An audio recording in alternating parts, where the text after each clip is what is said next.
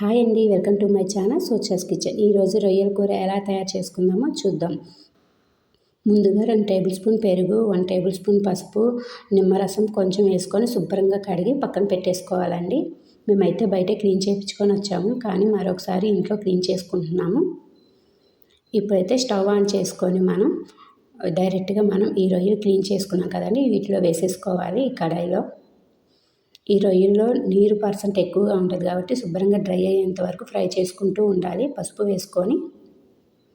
ఇప్పుడు చూసారు కదండి, నీరు % బయటకు బాగా వస్తుంది, ఇంకొంచెం డ్రై అయిపోవాలి. అలాగే ఇప్పుడు పక్కన స్టవ్ ఆన్ చేసుకొని వేరొక కడాయి పెట్టుకొని 2 లేదా 3 టేబుల్ స్పూన్ ఆయిల్ వేసుకుందాం.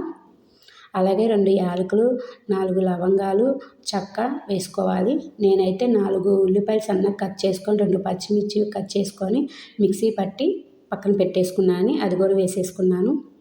ఇప్పుడు పచ్చి స్మెల్ పోయేంత వరకు ఫ్రై చేసుకోవాలి ఉల్లిపాయలు, పచ్చిమిర్చి.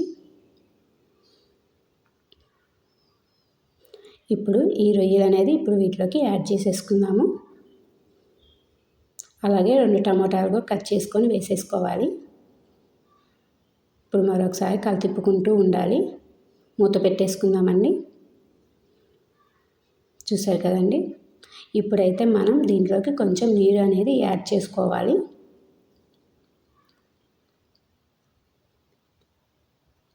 అలాగే రుచికి తగినంత ఉప్పు, కారం, పసుపు, ధనియాల పౌడరు, గరం మసాలా కూడా యాడ్ చేసుకోవాలి. చాలా బాగుంటుంది. ఒక్కసారి మీరు కూడా ఈ స్టైల్ ట్రై చేసి చూడండి. చూసారు కదండి, కూర రెడీ అయిపోయింది. చాలా త్వరగా కూడా అయిపోతుంది, చికెన్ కన్నా ఫాస్ట్గా అయిపోతుంది. Thanks for watching.